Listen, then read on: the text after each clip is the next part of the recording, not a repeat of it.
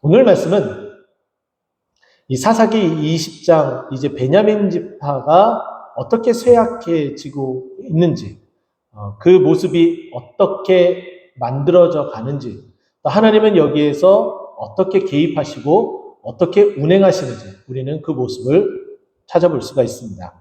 분명히 베냐민 지파가 잘못했죠. 하나님은 그 잘못을 그냥 넘어가지 않는 하나님이십니다. 보통 우리가 그래서 좌시하지 않는 하나님이다라고 표현을 하죠. 하나님은 응당 그 대가를 치르게 하십니다. 당연히 하죠. 마찬가지겠죠. 우리가 죄로 인해서 우리 안에 있는 그 죄값이 너무나 크고 너무나 무거워서 당연히 우리는 마땅히 죽어야 될 존재였습니다. 당연히 우리는 그것을 지고 우리 스스로가 그 죽음에서 해방되려고 아무리 발버둥을 쳐도 그 죄악이 너무나 커서 해결할 수 없는 가운데 있었죠. 그런데 하나님은 그 죄값을 반드시 물어야 되고 또 그 죄값을 반드시 해결해야지만이 공의의 하나님이시며 정의의 하나님이십니다. 그래서 하나님이 선택한 방법은 무엇이에요? 여러분이 잘 알고 있는 것처럼 예수 그리스도, 자기 자신을, 자기 아들을, 독생자 예수 그리스도를 이 땅에 보내주시고 그 독생자 예수 그리스도가 우리를 대신해서 십자가에 못 박혀 돌아가셔서 대속 죽음으로 말미암아 우리의 죄악은 모두 다 용서함을 받고 깨끗함을 입고 의인으로서 부름을 받게 되었고, 예수님은 그 죄악으로 말미암아 십자가에 박혀 돌아가시게 되었죠. 그러나 그것으로 끝나면은 안 되죠. 어떻게 하셨습니까? 예수님이 부활하셨어요. 예수님이 사망 권세를 깨고 부활하셨어요. 그래서 잠자는 자들의 첫 열매가 되셨다라고 말씀하고 있어요. 그러면 이 말은 무엇이냐? 우리의 모든 죄를 주님 앞에 다 맡겼어요. 주님이 다 가져가셨어요. 그분이 죽으셨어요. 그분이 부활하셨어요. 그러면 우리에게도 무엇이 찾아온다는 거예요? 따라합시다. 부활이 찾아옵니다. 예, 이제 우리에게는 무엇이 찾아오느냐? 이제 우리에게는 죄악에 대한 결과 사망이 찾아오는 것이 아니라 이제는 우리에게 사망 권세를 이긴 하나님의 능력, 부활이 찾아오게 되어져 있는 거예요. 하나님이 이 문제를 어떻게 해결해 나가는지 보세요. 이 베냐민 지파의 이 잘못을 해결하기 위해서 이스라엘 지파, 너무나 잔향무도했죠. 레위인이 첩을 가져서 안 되는데 그 첩을 갖게 됐고, 그 첩이 이 베냐민 지파 기브아에 있는 이 불량한 청년들로 인해서 겁탈을 당하고 또 죽음에 이르기까지 했고, 그것을 참다 보다 못한 이 레위인이 자신의 그 첩을 시체를 12동강을 내서 각각 지파에 보내고, 이로 말미암아 이제 싸움이 이렇게 시작이 되었어요. 우리가 지난 시간까지 봤을 때에 이스라엘 백성이 하나님께 묻습니다. 올라가서 싸워야 됩니까? 저들을 쳐야 되는 게 맞습니까? 아니면 아닙니까? 어느 때를 기다려야 됩니까? 묻기 시작을 했죠. 그때 하나님께서 뭐라고 말씀하세요? 올라가서 치라라고 이야기합니다. 내가 너희를 승리해 주겠다. 너희 손에 붙여주겠다. 이런 말씀을 안 하셨어요. 그죠? 여기 보면은 23절이죠. 여호와께서 말씀하시되 올라가서 치라. 그렇게만 말씀하셨어요. 대부분 하나님께서 승리를 주시겠다라고 이야기하면 내가 저희들을 너희 손에 붙였느니라. 이런 표현이 나오게 되는데 그 표현이 안 나왔어요. 근데 어쨌든 이 말씀에 순종해서 올라가서 치게 되는데 쳐서 승리를 하게 됩니까? 아니요. 패하게 돼요. 그 이야기가 오늘 본문의 첫 시작의 이야기입니다. 자, 그 이튿날 올라가서 치라는 그 명령을 듣고 그 다음 날을 이야기합니다. 그 다음 날 이스라엘 자손이 베냐민 자손을 치러 나아갔습니다. 명령대로 나아간 것뿐이에요. 그런데 베냐민도 그 이튿날에 기브아에서 그들을 치러 나와서 다시 이스라엘 자손 18,000명을 땅에 엎드려뜨리니, 자, 먼저는 26,000명이 이제 모여 있고, 그리고 이 이스라엘 백성은 40만 명이 모여 있었다라고 이야기를 했습니다. 그런데 첫 싸움에서 어느 결과를 낳게 됐어요? 22,000명이 이스라엘의 그 준비된 그 전투병들이 죽게 되었어요. 엎드려졌다라고 표현했단 말이에요. 그러니까 다시 다급하게 하나님께 물었어요. 두 번째 물은 거예요. 근데 이 두 번째 물음에 대한 그 결과도 마찬가지로 나아가서 싸우라고 해서 싸웠는데 어떻게 됐습니까? 맞부닥치니까 베냐민 자손이 여전히 기세등등해서 또 이겼습니다. 처음에는 22,000명이 쓰러졌는데 이번에는 몇 명이 쓰러졌다고요? 18,000명이 쓰러졌다라고 이야기를 합니다. 근데 그 18,000명이 그냥 단순한 자들이 아니라 칼 빼는 자들이었다라는 이 표현은 쉽게 말해서 특수부대였다라고 생각하시면 돼요. 네. 안 그러면은 그냥 여기에 22,000명이 엎드려졌다 이렇게 표현할 수 있는데 그렇게 표현하고 어떻게 표현했어요? 칼 빼는 자들이다라는 것은 특수훈련받은 자가 18,000명이다 라는 것은 이전에 22,000명이 죽은 것보다 더 많이 죽은 거예요. 그러니까 패해도 이전보다 더 많이 패한 대패가 되겠죠. 그죠? 예, 대패는 뭐 닭살을 깎는 데 쓰는 그 대패가 아닙니다. 크게 패했다. 대패죠. 아는데도 한번 제가 이야기를 해봤습니다. 졸음을 깨시라고. 졸음 오시는 분들 깨고 바짝 봤으면 좋겠습니다. 자, 그리고 봤더니 26절 이에 온 이스라엘 자손 모든 백성이 올라가 베델에 올라가서 울고 앉아서 딸이 점을 들어 금식하고 번제와 화목제물로 여호와 앞에 드리고 왜 이와 같은 행동을 했을지 여러분 생각해 보셨어요? 이스라엘 백성은 매우 단순합니다. 자신들에게 좋은 일이 생기면은 하나님이 축복해 주신 거고 좀 좋지 않은 일이 생긴 거면은 내가 무슨 잘못을 했나? 라는 생각을 하게 됩니다. 그래서 우리가 알고 있는 것처럼 욥에 대한 이야기를 보더라도 욥이 갑자기 자녀들이 다 죽고 아내는 도망가고 재산은 다 없어지고 했을 때에 친구들이 찾아와서 뭐라고 얘기해요? 욥은 순전하잖아요. 깨끗하잖아요. 죄가 없잖아요. 죄가 없는 만큼 정말 하나님 앞에 의인이라고 부를 만큼 그와 같은 자였는데 그런데 어떻게 됐어요? 그와 같은 곤란한 정말 힘들고 어려운 시절이 찾아오니까 친구들이 찾아와서 너 잘못한 거 있으니까 빨리 회개해라 라고 얘기를 합니다. 그런데 욥은 어땠어요? 복창 터지는 거죠. 화가 나는 거죠. 나는 크게 잘못한 거 없는데 그리고 나 다 회개했는데 또 무슨 내가 이렇게 당한 것은 그것 때문이 아닌데 너희도 왜 자꾸 헛다리 짚고 이야기를 해? 라고 반응을 보인 거예요. 근데 결국은 나중에 엘리후라는 사람을 통해서 자신이 이렇게 반응하는 것조차 하나님 앞에 겸손하지 못한 것이고 회개해야 될 제목이라는 것을 깨닫고 나중에 회개하고 다시금 은혜와 축복을 받게 되는 것이 전체적인 욥의 이야기잖아요. 자, 그것처럼 여기 보게 되면은 이스라엘 백성이 여기에 하나님 앞에 금식하며 번제와 화목제를 여호와 앞에 드리고 나아간 것은 지금 우리가 이렇게 패배한 것은 22,000명이 패배하 엎드려졌고 또 18,000명이 이렇게 죽게 된 것은 분명히 우리 안에 죄악이 있기 때문이다 라고 인지를 하고 이렇게 반응을 한 거예요. 그래서 여기 보면 번제는 잘못을 했을 때 하나님 앞에 회개하기 위해서 그 제물을 태우고 하나님 앞에 올려드리는 것이고 화목제물은 하나님과 화목하지 못한 거예요. 우리 죄악이 가로막혀져서 하나님 앞에 도무지 나아가지 못할 자가 되었는데 하나님이 어떻게 했어요? 예수 그리스도를 이 땅에 보내주셔서 화목제물이 되심으로 주님 앞에 나아갈 수 있는 그 길을 새롭게 열어주셨다. 이야기를 하고 있는 거죠. 그게 바로 화목제물의 의미예요. 그럼 당연히 이스라엘 백성들은 이와 같은 반응이 나올 수가 있어요. 그렇게 해서 하나님 앞에 묻기 시작을 합니다. 어쨌든 이와 같은 모습으로 하나님 앞에 물었어요. 자, 그랬더니 그 결과를 28절에 봅니다. 이 일들을 모두 다 관장하는 것은 아론의 손자인 엘르아살의 아들 비느하스 제사장이 하였던 것이고 그리고 다시 한번 하나님 앞에 묻기 시작합니다. 이제 세 번째 묻는 거예요. 우리가 베냐민 자손과 싸우는 게 맞습니까? 아니면 아닙니까? 싸우지 말아야 됩니까? 라고 물어보니까 이제 드디어 세 번째 응답을 해주시는데 여호와께서 이르시되 올라가서 내일은 내가 그를 내 손에 넘겨주리라. 치러 올라가서 싸우라! 올라가서 치라! 라는 말과 완전 다르죠? 그죠? 그래서 여러분들이 23절에 있는 내용 그 밑줄 친 부분 여호와께서 말씀하시되 올라가서 치라! 요 부분과 그리고 28절 맨 마지막 부분에 보면은 여호와께서 이르시되 올라가서 내일은 내가 그를 내 손에 넘겨주리라 하시는지라 이렇게 밑줄을 쳐서 비교를 한번 해보시는 거예요. 완전히 확연하게 다르죠. 하나님이 이렇게 말씀하신 것은 이제 이스라엘 자손에게 승리를 주신다는 거예요.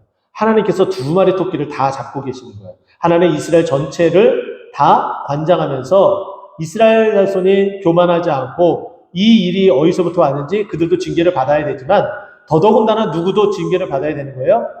이 문제가 야기시켜버린 그 자랑무던 그 일을 행한 베냐민 지파에게도 이 죄악을 단단히 묻고 계시는 게 하나님의 모습입니다. 그래서 하나님께서 이 베냐민 지파를 어떻게 이스라엘 자손에게 넘겨주겠다라고 이야기를 하는 거죠. 그래서 하나님께서 이들에게 지혜를 주시는데 어떤 방법이에요? 매복하는 전법입니다. 네. 기브아의 그비와 주위의 매복에서 그 매복된 군사가 기브아를 점령하고 또 그 베냐민 지파를 처치하는 이들의 계획을 세웠습니다. 보통 매복, 지금 현대전에서도 매복을 하죠. 참호를 파고 은폐를 해서 적들이 여기에 숨어 있는지 아니면 안이 숨었는지 확인할 바를 알 수 없도록 정말 위장을 잘 해서 숨어 있습니다. 그러다가 적들이 자신의 그 아군을 쫓아서 지나가 버려요.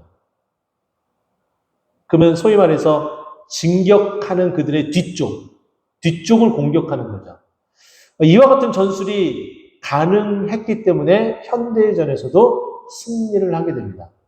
한국전쟁이 이제 휴전으로 끝을 맺게 되었지만 한국전쟁의 거의 초반 그 기세가 완전히 밀려서 낙동강에 대한 그 부분만 남겨놓고 다 이제 북한 공산 정권에 의해서 완전히 다 쓸려지는 그런 상황 가운데 있었죠. 그때부터 이제 본격적으로 유엔군이 참전을 하고 미군과 우리나라 이제 군 부대가 그 칠곡 있는 쪽과 대구 있는 쪽에서 방어선을 구축하고 거기서 백병전을 치르면서 겨우겨우 이겨냅니다. 그때 참전을 했었던 장군이 백선엽 장군이라고 얘기를 여러분들이 많이 들었을 텐데 그렇게 해서 이제 유명한 이제 장군이도 되고 우리들의 입속에서 이렇게 나오게 되는데 그뿐만이 아니라 유엔군이 참전하면서 이 승리를 전환점을 맞이하기 위해서 어떻게 해야 될지 고민하다가 유엔군의 총사령관이었던 맥아더 장군이 어떻게 결정을 합니까? 네, 인천 상륙작전 하기로 결정을 합니다. 근데 인천 상륙작전이 하기가 굉장히 힘들다는 거예요. 왜냐면 이제 조속간만의 차도 있고 그것을 맞추는 것도 쉽지 않은데 그 결정을 하게 되는데 여러분 놀라운 것은 역사적 사실로 다 나온 이야기지만 인천 상륙작전 할 때에 그 배들, 전투함들, 그 모든 그 배들을 항해사가 이렇게 운행을 할 거 아니에요. 그 배를 운전을 할 거 아니에요. 그죠? 그 배를 운행을 하는 데에 그 많은 배들이 안전하게 인천에 정박할 수 있도록 해준 그 지대한 공헌을 한 사람들이 누군지 혹시 아십니까? 대부분이 일본 퇴역 해군 장교들이었어요. 여러분 모르셨죠? 할 수 있을 만한 여력이 없어요. 이쪽의 해안에 대한 이 모든 정보를 정확하게 꿰뚫고 있는 사람이 우리나라에도 적었고 해군도 굉장히 미약했고 또 미군도 그리고 연합군도 유엔 연합군도 그 정보가 적었어요. 그러나 패전국이었고 전쟁에 참전할 수 없는 그들을 이렇게 사게 되고 용병으로 사게 되고 그들이 결국 인천 상륙작전하는데 지대한 공헌을 해서 인천 상륙작전이 성공하게 됩니다. 어쨌든 인천 상륙작전이 성공하게 되면은 이제 낙동강 마지막 최후 보루 전투에서 밀고 올라가죠. 그죠? 그리고 인천 상륙작전을 통해서 위에서 포위가 돼서 내려막죠. 이게 소위 말해서 매복작전에 준하는 앞뒤 전술 공격을 하게 되는데 오늘 본문이 그 이야기를 해요. 기브아 쪽으로 먼저 달려갑니다. 그래서 저들을 치려고 하니까는 그 기브아에 있었던 베냐민 자손들이 어떻게 돼요? 여기 보면은 30절이죠. 셋째 날 베냐민 자손을 치러 올라가서 전과 같이 기브아에 맞서 전열을 갖췄습니다. 또 31절 베냐민 자손이 나와서 백성을 맞으니 꾀임에 빠져. 이거는 그 베냐민 자손이 그렇다라는 것은 베냐민 자손은 몰라요. 그러나 이것을 기록하고 있고 이것을 보고 있는 우리들에게는 이들이 나와서 싸우는 것 자체가 지금 꾀임에 빠진 상태다. 이제 이들은 큰일 났다라는 것을 우리에게 이 한 단어로서 암시해 주고 있는 거예요. 그래서 꾀임에 빠져 성읍을 떠났더라. 성읍을 떠나서 그 진열되어 있는 전열을 갖추고 있는 이스라엘 자손을 치러 나왔어요. 하나도 의심하지 않고 왜 이렇게 했을까요? 여러분 생각해 보셨어요? 우리 여기서 한 가지 교훈을 얻어야 됩니다. 겸손해야 되는 거죠. 한마디로 우리가 얻어야 되는 건 겸손이에요. 왜 베냐민 이 지파들이 기브아에서 싸울 때에 왜 이렇게 꾀임에 빠져서 성읍을 떠나게 되는 현상이 벌어졌냐면은 소위 말해서 기고만장하기 때문이었어요.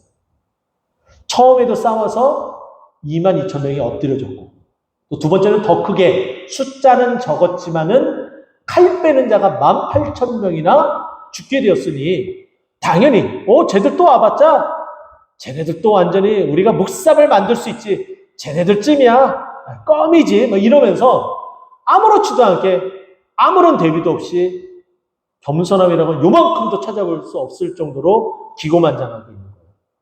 이런 경우는 자신들이 무엇을 잘못한지도 몰라요. 자신들의 잘못, 자신들의 죄악이 무엇인지도 몰라요. 왜 싸움에 발발됐는지도 모르는 거예요. 그러니까 이제 하나님이 이와 같은 방법으로 치시기 시작을 하는 거죠. 이 기고만장을 확실하게 하나님이 꺾기 시작을 합니다. 자, 큰 길 쪽으로 내려가서 베델로 올라가는 길이요. 기브아로 둘러가는 길에 가서 이스라엘 백성들을 쳐서 전과 같이 30명을 먼저 죽입니다. 소위 30명은 이 싸움에, 이 마지막 싸움에 이스라엘 나머지 지파가 승리하기 위한, 죄송합니다, 이런 표현을 써서 미끼가 된 거예요. 30명이 죽으니까 이 베냐민 지파가 생각하는 거 보세요. 전과 같이라는 표현을 했어요. 아까 게임에 빠졌다라는 표현과 전과 같이. 전과 같이 딱 가니까, 얘네들 또 왔네? 쟤네들 죽으려고 왔네? 어이구 하면서 쫓아가서 30명을 죽인 거예요. 그러니까 쟤네들 손살같이 도망가잖아요. 그러면 당연히 이 게임에 빠진지 모르는 상태라면은 저라도 쫓아가서 죽일 것 같아요. 여러분은 안 그러겠습니까? 당연히 쫓아가서 죽일 것 같죠. 그러니까 똑같은 반응이 일어나는 거예요. 그래서 쫓아가서 그들을 계속 따라갑니다. 근데 사인이 있었습니다. 매복한 자들이 그들이 성 안에 있다가 나와서 싸우고 그리고 30명을 죽이고 얘들이 도망가니까 그 30명을 쫓아가잖아요. 뭐 그 사이에 매복했었던 기브아에 매복했던 사람이 성 안에 들어가서 그 성을 장악하고 성에서 불을 피운다. 그러면은 이 성이 장악된 줄 알고서 도망가던 이스라엘 지파가 이제 도망해서 갑자기 턴을 하고 싸우려고 달려드는 거죠.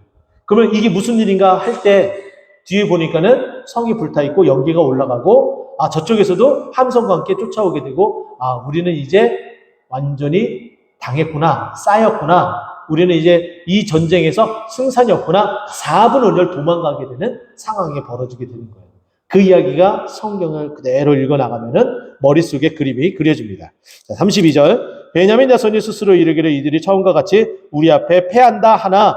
이게 기고만장이에요. 자, 그런데 어떻게 됩니까? 이스라엘 자손은 이르기를 우리가 도망하여 그들을 성읍에서 큰 길로 깨어내고자 한다. 다 게임이었다는 거예요. 죽는 것도 페이크고 미끼이고 이렇게 큰 길로 깨어내어서 이들을 다시 역습하여 이들을 완전히 잔멸하려고 하는 놀라운 고도의 작전이었다는 거죠. 33절. 이스라엘 사람이 모두 그들의 처소로 일어나서 바알 다말에서 전열을 갖추고 이스라엘 복병은 그 장소 곧 기브아 초장에서 쏟아져 나왔다. 결국 이 쏟아져 나온 이 복병들이 어디로 갔어요? 성읍으로 들어간 거죠. 그리고 34절. 자, 온 이스라엘 사람 중에서 택한 사람 10,000명이 기브아의 사람을 치매 싸움이 치열하나 베냐민 사람은 화가 자기에게 미친 줄 알지 못했더라. 교만한 사람에게는 지식이 없고 지식이 없는 자들은 자신들이 왜 이런 상황 가운데 빠지게 되는지 그것도 깨닫지 못합니다. 그것을 깨닫지 못한다는 것은 어떠한 대응도 어떠한 고육지책도 만들지 못한다는 거예요. 그러니까 속절없이 당한다라는 표현을 쓰죠. 아무 손도 쓸지 못한 상태에서 완전히 당하는 거예요. 제가 여러분들에게 말씀드렸죠. 속수무책이 되는 거예요. 그러나 우리는 이런 속수무책으로 당하는 그런 삶을 살아서는 된다, 안 된다? 안 된다. 우리는 하나님을 믿고 의지하며 따라가기 때문에 우리가 그런 상황이 혹시 내몰린다 할지라도 우리에게는 어떠한 일이 있다고요? 속수일체. 이 속수일체가 뭐예요? 손발이 묶여서 아무것도 하지 못하는 것처럼 보여지지만 아니다. 실제는 딱 한 가지 방법이 있는데 그것은 하나님을 믿고 의지하며 하나님께 모든 걸 맡기고 나아가 그 맡긴 모든 것들을 통하여서 우리에게 역전과 승리를 허락해 주시는 것이다. 이것이 속수일체예요. 다른 대한민국 어떤 교회도 없는 우리 동토는 꽃동성 교회만 있는 신앙의 칼라 속수일체. 할렐루야. 그겁니다. 자, 그렇게 치열하게 베냐민 사람 이렇게 싸우게 되는데 베냐민 사람은 화가 자기에게 미친 줄 알지 못했습니다. 근데 여기 보면은 몇 사람이 기브아 10,000명이 기브아에 이르러 침해라고 되어 있어요. 10,000명이 친 거예요. 충분히 가능하죠. 왜냐하면 하나님께서 어떻게 하셨기 때문에 내 손에 맡기겠다고 하셨기 때문에 하나님께서 승리하시게 하시기 때문에 10,000명이 되든 1,000명이 되든 승리가 가능해요. 무려 300명으로도 이기잖아요. 그죠? 충분히 가능하다는 거죠. 35절 여호와께서 이스라엘 앞에서 베냐민을 치심해. 자, 보세요. 베냐민이 패하게 되는 것은 이스라엘 자손이 쳐서 승리하는 게 아니에요. 하나님이 치시는 거예요. 하나님이 그들의 손에 맡기겠다고 하셨지만 결국은 치는 거는 누가 쳐요? 하나님이 치시는 거예요. 왜 쳐요? 그들이 극악무도한 죄악을 저질렀기 때문에. 하나님은 그 죄악을 좌시하지 않기 때문에. 자, 당일에 이스라엘 자손이 베냐민 사람 25,000명을 죽였습니다. 다 칼 빼는 자였다. 25,100명. 뒤에는 25,000명만 언급이 되는데 어쨌든 25,000명이 죽었습니다. 근데 그들이 다 누구라고요? 어떤 자? 칼 빼는 자. 아까 칼 빼는 자가 18,000명이었는데 그것보다 몇 명이 더 많아요? 7,000명이 더 많아요. 그러면 지금까지 이스라엘 족속들이 패한 것보다 베냐민 족속이 패한 게 더 커요. 왜냐하면 이스라엘 백성은 40만이 모였지만 베냐민 지파는 훨씬 적은 숫자가 모였기 때문에 퍼센트로 따지면 정말 어마어마한 숫자가 죽게 된 거죠. 자, 이렇게 치고 하는 그 상황 조금 더 자세하게 들여다볼 수 있도록 우리에게 현미경으로 또 주민으로서 우리에게 그 내용들을 보여줍니다. 38절부터 보면은 그 내용을 보여주는데 처음에 이스라엘 사람과 복병 사이에 약속하기를 성읍에서 큰 연기가 치솟는 것으로 군호를 삼고자 한다. 아까 말씀드렸던 것처럼 성에서 연기가 올라가면 어떻게 해요? 성을 장악했고 너희가 뒤돌아서서 싸울 수 있는 타이밍이다. 그것을 알려준 거예요. 그죠? 그렇게 약속을 했습니다. 군호를 삼았습니다. 그리고 나서 지금 여기에 보게 되면은 그 모습에 따라서 41절 보세요. 이스라엘 사람은 돌아서는지라 베냐민 사람들이 화가 자기들에게 미친 것을 보고 심히 놀라. 그제서야 자신들이 이 게임에 이 전술에 속았구나. 우리가 패했구나. 그 패하면은 이들이 향해서 달려갈 곳은 아무데도 없습니다. 왜냐하면 그 기브아 성도 이미 다 장악됐기 때문이에요. 그래서 42절에 이 베냐민 자손 이 싸움을 나왔었던 이들이 어떻게 이 도망가는 노선을 잡는지 한번 보세요. 42절 이스라엘 사람 앞에서 몸을 돌려 광야길로 행하였다. 광야길 쫓아올 때면 쫓아와봐라 이런 거겠죠. 군사가 깊이 추격하며 각 성읍에서 나온 자를 그 가운데서 진멸하니라. 자, 하지만 결국은 이들이 광야로 다 도망가는 거예요. 4분 5년 되었다라는 거죠. 심지어는 이거 보세요. 43절 그들이 베냐민 사람을 에워싸고 기브아 앞 동쪽까지 추격하며 그 쉬는 곳에서 짓밟음에 심지어는 그들의 아지트 편안하게 쉴 수 있는 그들만의 그 기지 거기마저도 다 완전히 휩쓸어 버렸다라는 거예요. 쉴 수 있는 공간조차도 허락하지 않을 정도로 완전히 내몰고 있다라는 것이 오늘 본문의 이야기입니다. 그러면서 아까 25,100명이라고 표현했는데 그 25,000명이 어떻게 세워지는지 조금 더 자세하게 설명을 합니다. 44절 베냐민 중에서 엎드러진 자가 18,000명인데 다 어떻다라고요? 용사다. 18,000명이 다 용사다. 또 45절 그들이 몸을 돌려 광야로 도망하였으나 림몬바위에 이르러 큰 길에서 이스라엘이 또 5천 명을 이삭 줍듯. 정말 이런 표현이 나오네요. 이삭을 줍듯이. 이 말은 결국은 뭐예요? 이스라엘 자손에게는 피해가 있다 없다?